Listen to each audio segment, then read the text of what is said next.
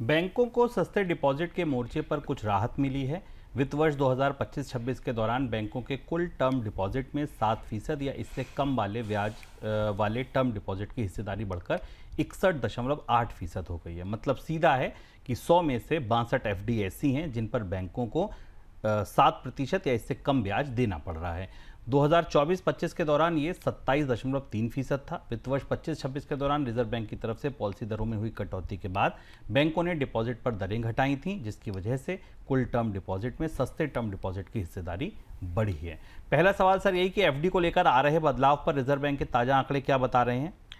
ये महत्वपूर्ण शिफ्ट आ रहा है और इन आंकड़ों को अगर आप करीब से समझने की कोशिश करें तो आपको दिखेगा कि बैंकों ने भले ही अपने कर्ज पर ब्याज दरों में उतनी कमी को तेजी से लोगों तक न पहुंचाया हो, लेकिन डिपॉजिट्स पर जितनी ब्याज दर में कमी करने की कोशिश की गई उसका असर दिख रहा है।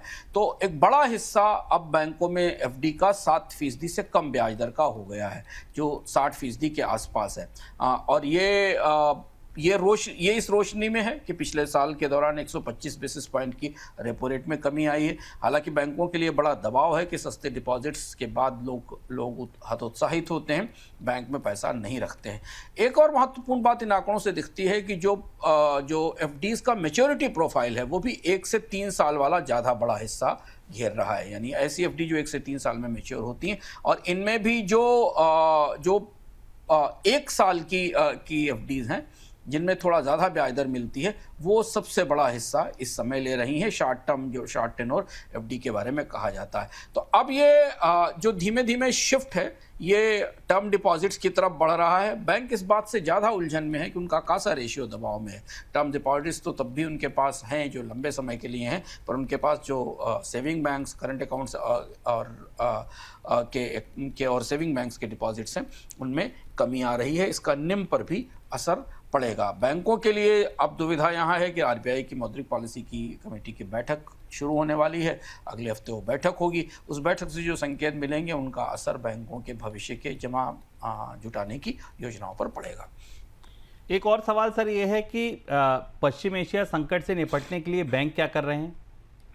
ये सवाल भी आज बाजार में काफ़ी उत्सुकता के साथ देखा गया। और अगर आप मार्केट को करीब से देखें तो बैंकिंग स्टॉक्स की जो परफॉर्मेंस रही है अच्छे नतीजे के बाद भी, पिछली बार अच्छे नतीजे के बाद, उसमें सबसे बड़ी चिंता की वजह ये है कि पश्चिम एशिया तीन महीने हो चुके हैं उस युद्ध को, हॉर्मुज को बंद हुए, और अब उसका असर सीधे कंपनियों की बैलेंस शीट पर, कारोबार पर, बाकी जगह दिखने लगा है। और ये माना जा रहा है कि अब ये बैंकों की बैलेंस शीट तक आएगा। महंगाई बढ़ रही है, रेट बढ़ने की संभावनाएं बढ़ रही हैं, रुपए का अपना जोखिम है, और ये सारे जोखिम खास तौर पर बैंकों को प्रभावित करेंगे।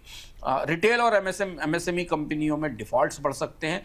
इनकी तरफ से लोन को रिस्ट्रक्चर कराने की मांग बढ़ सकती है क्योंकि रुपए की कमजोरी के बाद इनकी लागत में तेजी से बढ़ोतरी हुई है।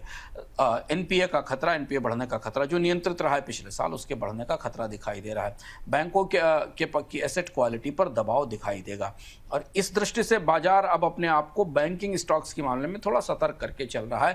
वो देखने की कोशिश करेगा कि ये जो अगली तिमाही आई है जिसमें कि युद्ध के 2 महीने आते हैं, मार्च में साल खत्म होने के बाद जो अप्रैल और मई के महीने आते हैं, उनका क्या असर बैंकों की बैलेंस शीट पर पड़ा है जो पहले क्वार्टर के रिजल्ट में आएगा। और दूसरी बात जो मैंने इससे पहले कही कि आरबीआई अपनी बैठक में क्या कहती है बैंकों की सेहत को लेकर, आरबीआई की बैठक में क्या पता चलता है भविष्य में ब्याज दरों को लेकर, इसे लेकर भी सबकी निगाहें रहेंगी। और इसलिए हमने बैंकिंग स्टॉक्स में पिछले 1-2 महीने के दौरान बड़ी हलचल नहीं देखी है। लोग सतर्क होकर ट्रेड कर रहे हैं।